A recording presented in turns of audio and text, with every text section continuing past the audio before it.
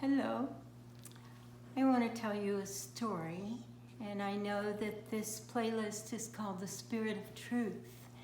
And I want to tell you a story that is one of the most profound truths that has changed my life completely.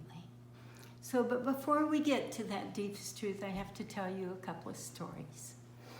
So, when I was born, my mother named me Donna Marie. She was very Christian, and she said that Donna meant Madonna, or Mother of Jesus, and Marie meant Mary. Basically, Jesus' good friend. We'll just go there. And she said that because she named me Donna Marie, that I would have all of these little children for God, for Jesus. So I didn't know about that, but I was willing to consider. And so then I married my husband, and his name was Joseph, is Joseph. And so it turns out that Joseph means Father of God. It means actually penis of God. And so we were meant to have lots of wonderful children for God. And it turned out, that I couldn't give birth to kids, but we adopted 17 kids that we taught to love God. So that's the first story. The second story is that when I was, I think I was maybe 33, and all my life the doctors had been telling me that I was going to die, that I couldn't live long. And this time the doctor said that I had 3 weeks to live.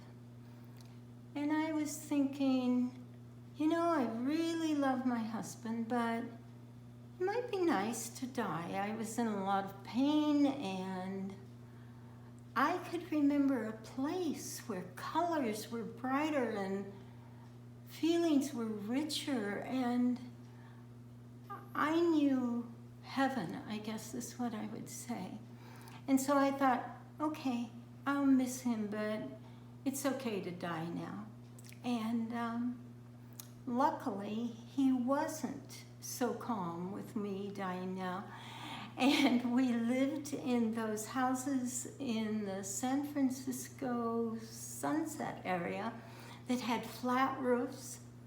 And he got really upset, and he carried me upstairs. I had my oxygen machine. I was in my wheelchair, but he didn't carry the wheelchair.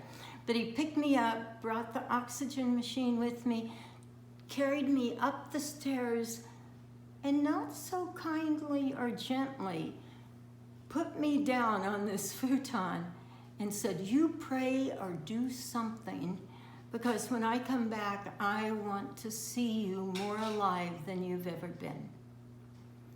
So I sat there after he left, and I felt guilty. And I felt like, oh, it's not fair to him for me to go. And I thought, well, maybe I should try something. So I thought, okay, I'm going to imagine my radiantly healthy spirit walking towards me. And so there she was.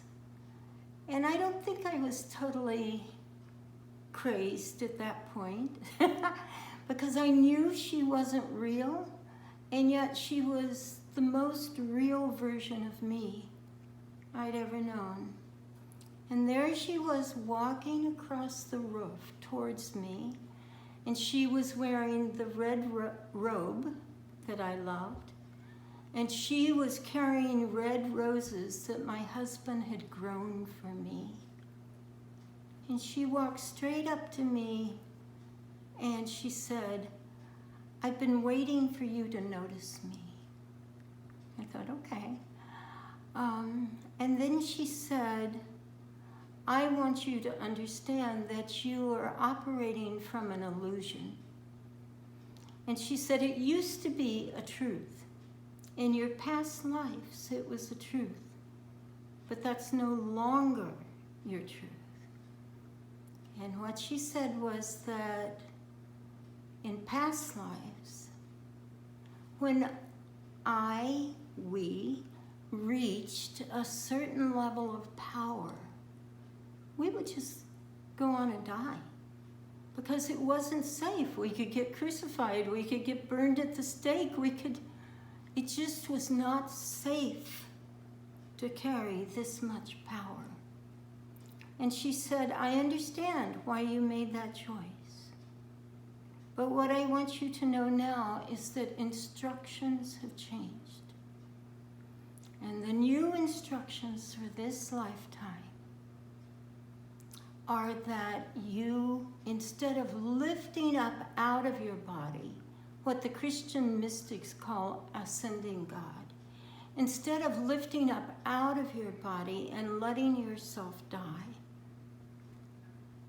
she said, I want you to bring the Spirit down into every cell of your body, because this is the lifetime when you're going to create heaven on earth. And she said, I want you to spend your life teaching this, that it's time to integrate your spirit and your body. And what I want you to do is to know that you're going to call yourself Spirit, so that you will remember that the Spirit lives down deep in every cell of your body. It's not that there's some arrogance there that you call yourself Spirit. It's the greatest humility. It's the greatest honor that you have reached a point in your evolution that you can allow the Spirit all the way into your body. And so my husband came upstairs and he looked at me and he said, you look better. Let's do this again tomorrow. And so the next day he carried me upstairs again. Still had my oxygen machine. And he said, I want you to look twice as good as you did yesterday. So I thought, I can do that. It didn't seem difficult now. So she came again, and she just looked at me and she said, you got it. I don't need to tell you anything. So he came and got me, and he took me downstairs. And the next morning we woke up, and my husband did the things he always does. He carried me to the bathroom, sat me down on the toilet, and at that point the phone rang. And he went to answer the phone, and I sat there for a while, and I was getting bored. And I said, ooh, I wonder if I could hold on to the sink and pull myself up, which I couldn't do before at all. I said, I wonder if I could brush my own teeth. I wonder if instead of him doing it, my own arm could lift up and brush my teeth. And it seemed a little shaky, but I did it. And he was still on the phone. So then I thought, well, if I can do that, why can't I just go into the living room and show him? Show him my new self. And so I did. And he burst into tears. And I became Spirit, not to strangers, but to the people who understood my journey and were honoring me. And then it just kind of spread. So now you'll hear me on the YouTube site say, hi, my name is Donna Bradley. And I am that person, because she too was being used by love.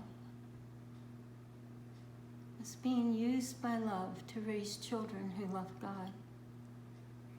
But now my close friends call me Spirit.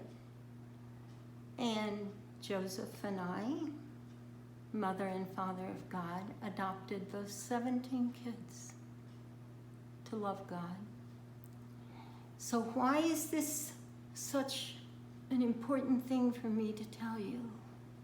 It's so important because everything in my life changed from that point on. Because I suddenly knew that there was no difference between me as a human and me as my divinity.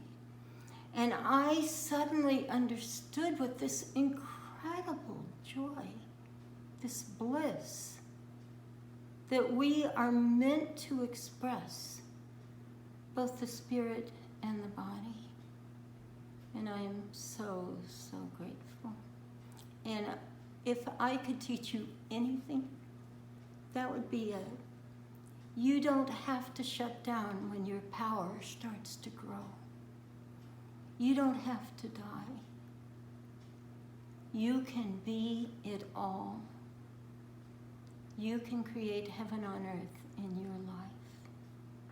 And I'm here to support you in that.